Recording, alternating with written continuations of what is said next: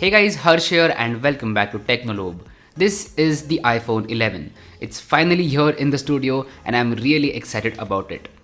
So you've read the title. It says that the iPhone 11 has an excellent set of cameras and it comes at a great price point.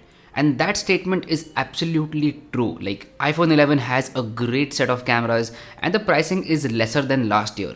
Like last year the iPhone 10R was launched above 70,000 rupees, but this time the iPhone 11 is for 65,000 rupees and that is a good price point for what you're getting.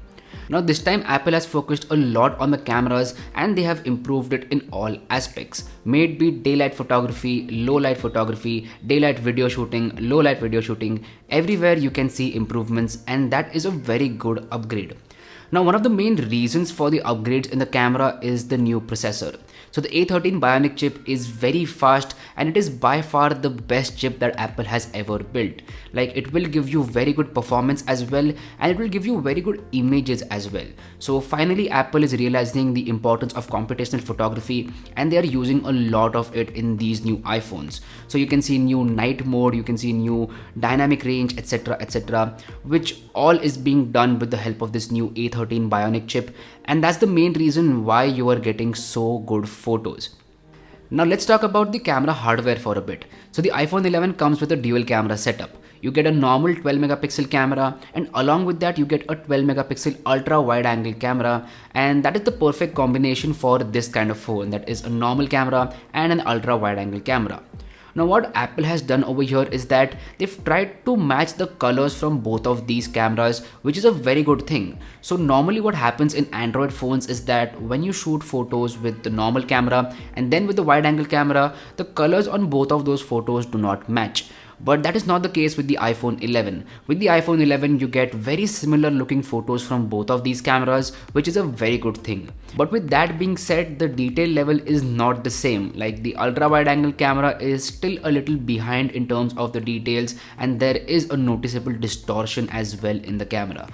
Now not only images, you also get very good videos with the iPhone 11. Like the stabilization is on point and the dynamic range is excellent. Like the extensive dynamic range is so good and it works so well that I absolutely love the video quality on the iPhone 11. And if you are a vlogger out there or if you do any sort of video work, then the iPhone 11 is the perfect companion for you because it is a device which can shoot awesome videos and it can fit in your pocket. So again, that's a huge plus point. Even the front camera has been improved. It's a new 12 megapixel sensor and it is a little wider now, so you can fit all your friends in that selfie or slowfie. Like I don't know why Apple is calling the slow motion videos from the front camera slowfies. That's a terrible name, but the name aside, now you can actually shoot slow motion video from the front camera as well, which is a very good thing. So if you want to fly your hair around or something like that, then you can do that with the front camera. I personally won't be doing that, but if you are into that, you can do that. Now apart from the cameras, there are no major upgrades with the iPhone 11. It is essentially the same phone as the iPhone 10R. You still get the same build quality, you still get the same display which is not 1080p, and that is kind of frustrating in 2019. You still get the same battery life. Like the battery life has been improved by 1 hour, but that is not going to make a major difference, and you still have that lightning port. I don't know why Apple couldn't just put a USB Type-C port because that is the future. They have it in their MacBook Pros, iPad Pros, and they should have just put it in the iPhone 11 or at least the iPhone 11 Pro. Like then it would actually be a pro phone, but that's a rant for another day. Now there are two kinds of people for whom the iPhone 11 is actually worth it. The first one are those who cannot get out of the Apple ecosystem. So if you are deep into the Apple ecosystem, then you can definitely buy the iPhone 11, and that too if you own an iPhone 6s, 7 or 8. If you own an iPhone 10R, then do not buy the iPhone 11, but if you own an iPhone 6s, 7 or 8, then you can definitely upgrade and it is a worthy upgrade. Now the second type of people who can buy the iPhone 11 and who will find worth in the iPhone 11 are people who have a lot of video work. So if you want to shoot good videos with your phone, then iPhone 11 is the one to go for. So for example, if you are a YouTuber out there or a vlogger or a film director, filmmaker, etc., then you can definitely buy the iPhone 11 because you will get some really good video quality out of it.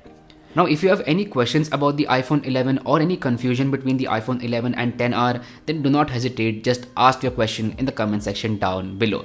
So anyway, that's been it. Thank you so much for watching this video, and I hope that it helped you out in some way or the other, and if it did, then please let me know about that in the comment section down below. Also, if you haven't yet, please subscribe below because it would mean the world to me. My name is Harsh Punjabi, and I'll see you guys in the next one.